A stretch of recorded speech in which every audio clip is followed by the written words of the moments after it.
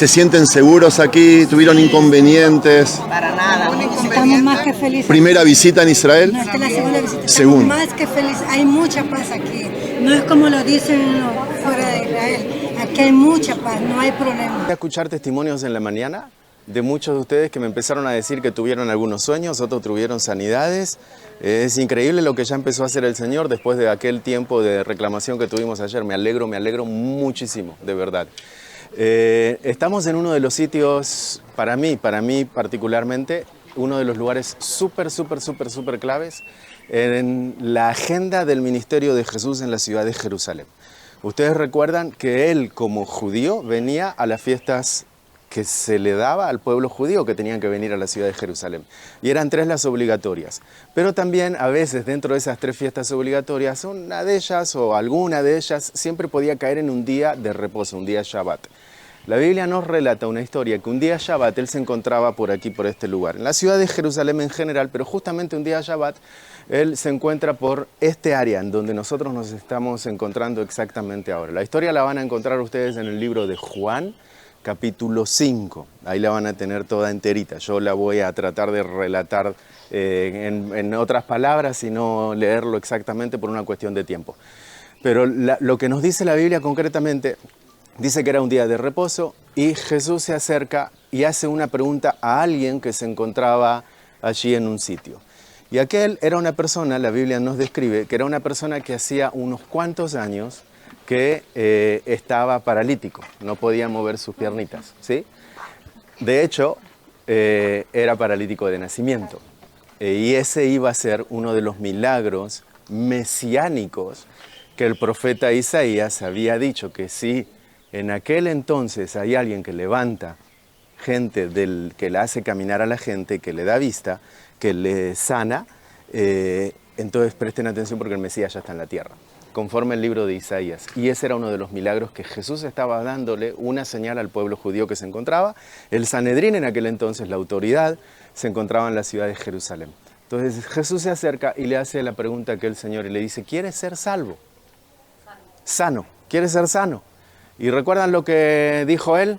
¿Qué dijo él? ¿Sí o no? Un ruido así como este había en aquel entonces allá. Y le voy a explicar por qué. Porque era un montón de gente, era una multitud de gente, nos dice la Biblia, que se encontraba ahí al borde del agua. Porque según la historia, y acá voy a decir según la historia, ¿por qué? Porque en el español nos dice algo, pero en el hebreo nos termina de encerrar la historia concretamente.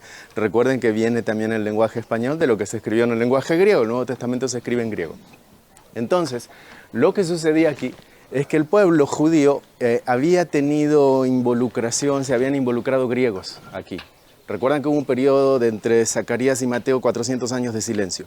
Entonces los griegos, bajo Alejandro, el mandato de Alejandro Magno, se llegaron aquí y se quedaron por este lugar. Y a ellos les gustó aquello de una sola deidad, de un Dios único. Y aquellos judíos, como no tenían el templo, tenían el templo, pero no tenían el arca del pacto, y entonces había diferentes situaciones entre el sacerdocio en aquel entonces, que no era un sacerdocio conforme la ley arónica exactamente, porque el arca del pacto no estaba funcionando como funcionaba en la antigüedad. Entonces, lo que sucedía en la ciudad de Jerusalén era algo que no estaba también a los ojos de Dios. Ahí comenzó a surgir diferentes sectas. Entre una de ellas era la secta de los esenios. Se dice que Juan el Bautista posiblemente era parte de ellas, que eran aquellos los hijos de la luz que se fueron a habitar a las zonas del desierto. Mañana vamos a estar ahí. Y los hijos de la noche eran aquellos que habían quedado en Jerusalén, que hacían cosas no exactamente conforme estaba predicho en la Torá. Entonces había varios judíos que se fueron a los dioses de los griegos. Y había uno que se llamaba Asclepius. ¿Saben quién es este señor? ¿No? Según la ley griega, se nos dice que este Asclepius, se le cambia el nombre, Euscalapios, Asclepius, en el español, dice que aquel tenía un don de sanidad. Y entonces a él lo habían figurizado con un bastón y una serpiente abrazada al bastón. ¿Recuerdan dónde lo ven eso? Ok.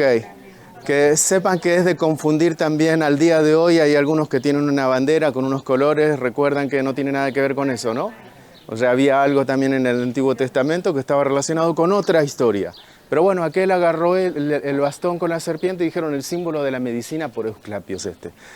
Entonces aquel era doctor y la gente le dijo que él era el dios de la sanidad. Entonces lo empezaron a seguir, lo empezaron a seguir, lo empezaron a seguir. Se dice que era el hijo de Apolos, uno de los dioses de aquellos de los griegos. Y aquí había un templo en ese lugar, en honor a este señor. Ese templo se termina de edificar 135 años después de Jesús, se eleva uno nuevo por arriba. Restos de lo que ustedes ven ahí es el nuevo. Pero en la antigüedad había dos estanques, un estanque sur y un estanque norte, ¿ok? Y esto era así, más o menos exactamente así. Fíjense que la ciudad de Jerusalén va en bajada, así. Nosotros estamos en la parte alta y después va en bajada. En la parte norte había un estanque, en la parte sur había un estanque. Jesús, cuando viene y le dice a este señor, ¿quieres ser sano? Aquel señor le dice, no tengo a nadie que me ayude a llegar, en otras palabras, porque cuando yo llego ya es tarde, porque alguien otro ya recibió sanidad. ¿Por qué? Porque se corría en aquel entonces que el primero que tocaba el agua era sano de cualquier necesidad que él tenía, porque dice que venía un ángel, y que cuando venía el ángel movía las aguas, entonces era sano. ¿Ok? Eso nos dice la tradición. Ahora veamos qué es lo que estaba sucediendo verdaderamente en aquel entonces. Lo que sucedía era que el agua sur estaba, cuando se secaba, estaba bajando el nivel. El agua norte, había una compuerta en el medio, ustedes la van a poder visualizar. Había una compuerta en el medio que lo que hacían los líderes de este amigo Esculapios, abrían la compuerta y agua norte entraba a la piscina sur y obviamente al entrar presión, de arriba tú ves que el agua se está moviendo. Y entonces la gente, al no ver nadie que estaba bajando, es un ángel que está moviendo el agua, y ustedes ya sabían el negocio de aquel con el bastón y la serpiente, entonces toda la gente se acercaba ahí. Mi pregunta siempre ha sido esta: si verdaderamente había un ángel que bajaba y que era de parte de Dios, ¿qué clase de Dios es ese que pone a competir a todos los que están aquí para que toquen el agua? Es decir, a ti te falta la pierna, a mí me falta un ojo, a aquel le falta una oreja. Entonces, si yo tengo una sola pierna, empiezo a hacer así, tú con la otra mano me haces caer, porque quieres tú llegar primero. Entonces era un caos en aquel entonces. El Dios de Israel no era ese. O sea, cuando Jesús vino y le preguntó directamente, ¿quieres ser sano? Si hubiese sido el agua el que sanaba, Jesús le hubiese dicho a sus discípulos, hey, Pedro, Juan, ven, cárguenlo a este, acérquenlo, pónganlo cerca para que tenga la oportunidad de ser sano. No hizo eso. Él le dijo, toma tu lecho y anda. Ahora, ¿por qué hace eso? Porque Él es el agua. Él es el agua. Todo aquel que tenga sed, ¿y qué dice? No tendrá sed jamás. El que cree en mí, de su interior correrán. O sea, Él era el agua concretamente. Él lo que estaba diciendo es, no vaya ahí porque no hay necesidad, eso es una historia que le han vendido los antepasados, nada. Yo soy el agua. Y entonces, ¿qué hizo aquel cuando recibió las piernas? Lo primero que hizo, ¿recuerdan? ¿Y a dónde se fue? El templo estaba aquí a unos 250, 300 metros, pasando la pared. Lo primero que hizo después de recuperar las piernas, salió corriendo al templo. Él estaba acá, esas paredes no estaban. Él lo visualizaba todos los días, pero no podía llegar a él. Todos los días el hombre, mañana, tarde y noche, visualizaba el templo y no podía llegar a él. Apenas tuvo sus piernitas, se fue corriendo para allá. ¿Y con quién se encontró? ¿Por qué se enojaron?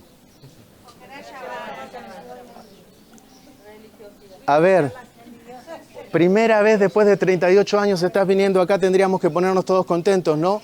Si no, el punto fue, ¿qué pasó? ¿Quién te dijo que hagas esto? No, aquel uno que andaba por ahí. Ok, lamentablemente nos vamos a encontrar con muchas situaciones de esas que no entienden y entonces te van a bloquear por ese lado. Pero el punto aquí bien importante es, número uno, Jesús es el agua.